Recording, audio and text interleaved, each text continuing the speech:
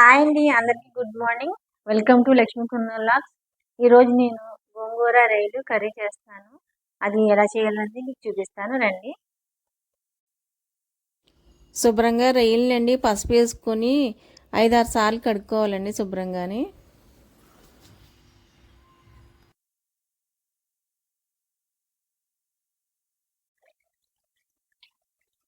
శుభ్రంగానండి పసుపు నీళ్ళలో నానబెట్టుకున్నానండి. చూడండి, పసుపు వేసుకుని వాటర్లో నానబెట్టుకున్నాను. కొంచెం పసుపు నీళ్ళు నానబెట్టుకున్నాను గోంగూరని పసుపు నీళ్ళలో.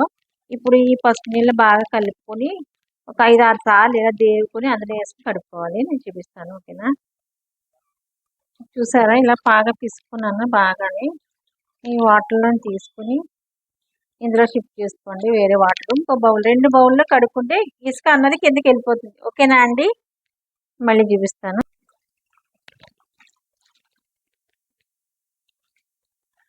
చూసారా, గోంగూర అలా తెల్లగా కడుక్కోవాలి కొంచెం నీట్గా. ఈ వాటర్లో వేసుకోవాలి.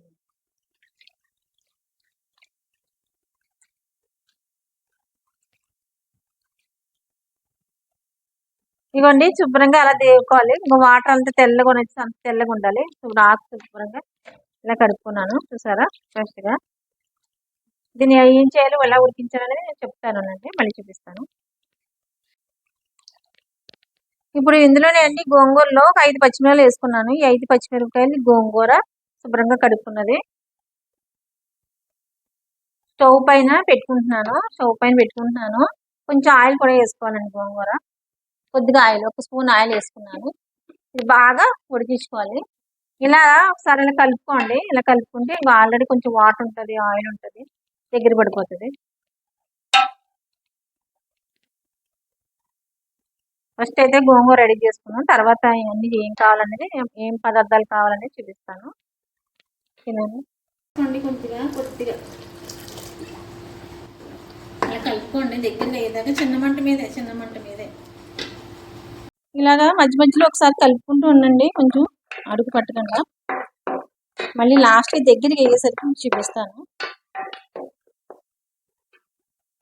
అలా దగ్గరగా అయిపోయిందండి. ఇంకా ఆఫ్ చేసుకుని ఇది చల్లారవ్వాలి. బాగా దగ్గరగా అయిపోయింది కదా, చల్లారవ్వాలి.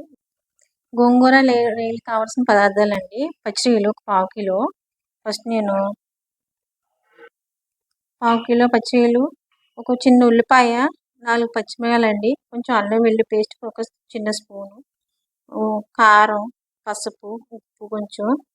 ఇది గరం మసాలా అని చెప్పి ధనియాల పౌడర్, జీలకర్ర అని. ఇది మిరియాల పౌడరు, యాలకులు, చెక్క పౌడరు. ఫస్ట్ ముందుగా పెనం పెట్టుకొని ఆయిల్ వేసుకోండి. ఫస్ట్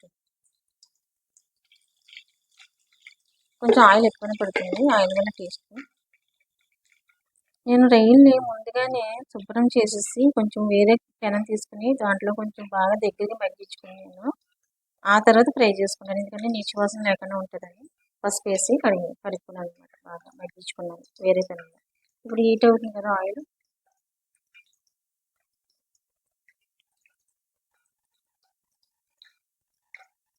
బాగా హీట్ అయిందండి ఆయిల్. ఇప్పుడు నేను పచ్చిరొయ్యలు వేసేసుకుంటున్నాను దాంట్లో. ఆల్రెడీ ఫ్రై చేసుకుంటాను.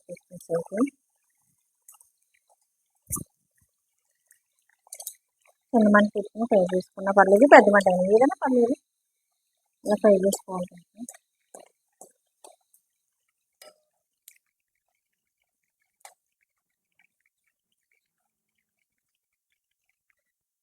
రొయ్యలు అలా బాగా ఫ్రై అవ్వాలండి. గట్టిగా అయ్యి ఉండదు. బాగా ఫ్రై అయితేనే నీచుకుంపు రాకుండా బాగా పుట్టుతాయి.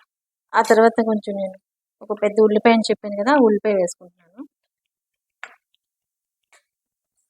ఉల్లిపాయలు చిన్న ఉల్లిపాయ చాలు, ఒక ఉల్లిపాయ అంతే.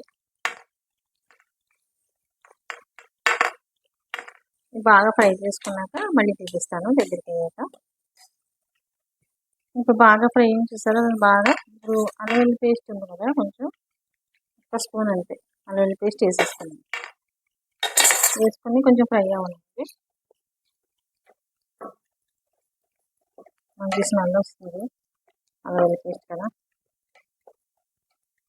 ఇంకా బాగా ఫ్రై అయిపోయింది కదండి, మంచిగా ఫ్రై అయింది. జస్ట్ ఇప్పుడు కారం, పసుపు, ఉప్పు సరిపడంత ఉప్పు సరిపడగా వేసేస్తున్నాను. మళ్ళీ కావాలంటే చెక్ చేసుకోండి.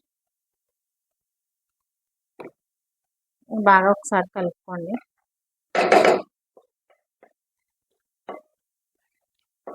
కారం కొంచెం బాగా ఫ్రై అవ్వాలి. కొంచెం ఒక 2 మినిట్స్ అంతే, 2 నిమిషాలు బాగా ఫ్రై అవ్వాలి. చూసారా ఆయిల్ ఎలా తేలుతుందో, అంటే బాగా ఫ్రై అవ్వాలన్నమాట. చిన్న మంట చూసి ఎక్కడ అడుగు పట్టలేదు, మాడలేదు ఎక్కడ.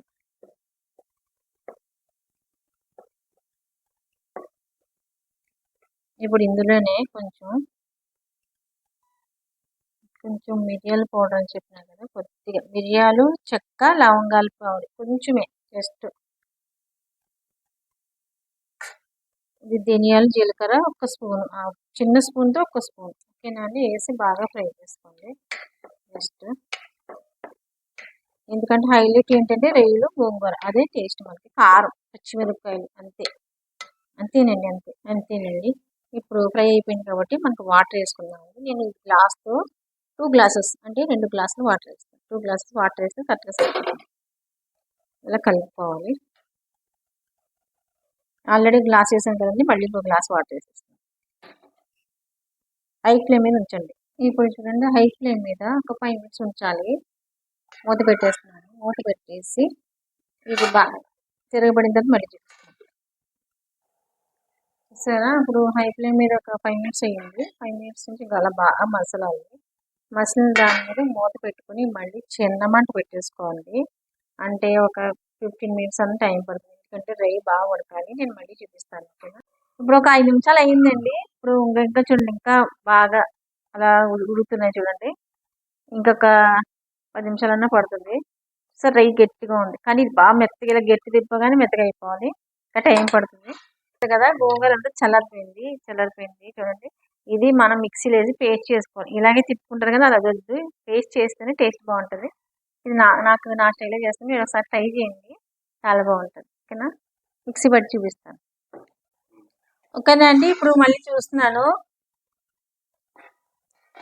చూడండి. ఈ రొయ్య ఉంది కదా, రొయ్య ఇలా అనాలి చూడండి. ఇలా అంటే 2 ముక్కలు అయిపోవాలి, అంటే ఇది ఉడికిపోయింది అర్థం. ఈ స్టేజ్లో ఇప్పుడు గోంగూర వేస్తాను చూడండి. పేస్ట్ అండి కొత్త మిక్సీ గిన్నెలో వేస్తున్నాను. కొత్త మిక్సీ ఇప్పుడే ఓపెన్ చేస్తున్నాను. పచ్చిమిరపకాయలు, గోంగూరను బాగా ఫ్రై చేసుకోవాలి, గ్రైండ్ పెట్టుకోవాలి, మెత్తగా పేస్ట్ లా పట్టుకోవాలి, ఫ్రై పట్టుకోవాలి.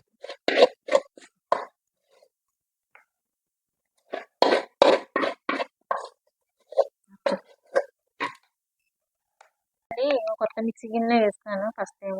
ఇప్పుడే ఆన్ చేస్తున్నాను, కొట్టు కూడా పెట్టుకున్నాను, పువ్వు పెట్టాను. ఫస్ట్ టైం ఆన్ చేస్తాను చూడండి.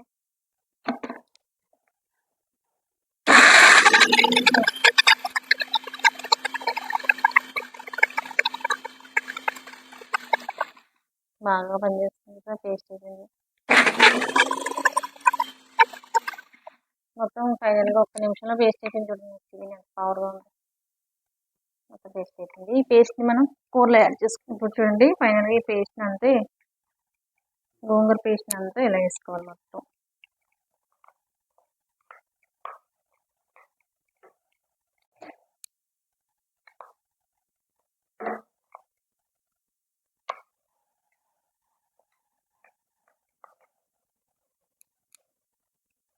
కొంచెం వాటర్ వేసుకున్నాం, ఇందులో వాటర్ వేసుకున్నాను, కొంచెం కలుపుకొని పేస్ట్ అంతా వేసేయాలి.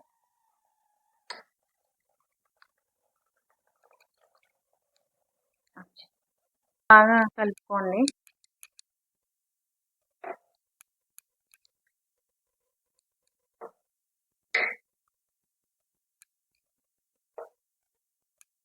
ఒకసారి అండి ఉప్పు చెక్ చేసుకోవాలి, మరి గోంగూర వేసాం కదా పుల్లగా ఉంటుంది. ఒకసారి ఉప్పు చెక్ చేసుకుంటున్నాను, ఇంకా పడుతుంది. చాలా టేస్ట్ పుల్లగా ఉంది, చాలా పుల్లగా ఉందండి. 6 కట్టలు వేసానండి, 6 కట్టలు, మీడియం సైజ్ కట్టలు, గోంగూర కట్టలు 6 కట్టలు వేసాను. 6 కట్టలు వేసాను, 6 కట్టలు అండి.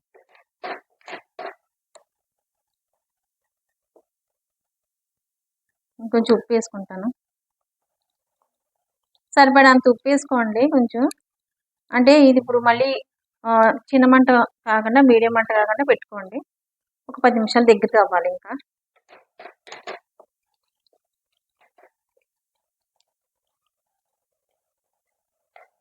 ఒకసారి పెట్టుకుని 10 నిమిషాలు పెట్టుకుని చిన్న మంట తగ్గించి పెట్టుకోండి. అంతే. మళ్ళీ చూపిస్తాను. అయితే కూర అయితే రెడీ అయిపోయిందండి. చూడండి బబుల్స్ వస్తున్నాయి కదా, ఆయిల్ బబుల్స్ అంటే మనకు రెడీ అయిపోయినట్టు కూర. ఇంకా ఆఫ్ చేసేస్తున్నానండి. ఆఫ్ చేస్తాను. ఇదిగోండి చూడండి, ఫైనల్గా ఇలా చాలా చాలా అంటే చాలా బాగుంది. స్పైసీగా, జ్యూసీగా, పుల్లగా చాలా బాగుంది. పచ్చి ఉల్లిపాయలు వేసుకుని తినడం నాకు చాలా ఇష్టం.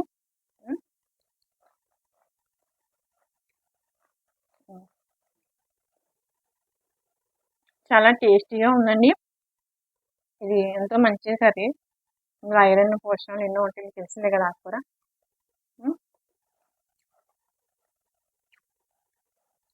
బాగా కుదిరింది. కొంచెం టైం తీసుకున్నా చాలా బాగుంది.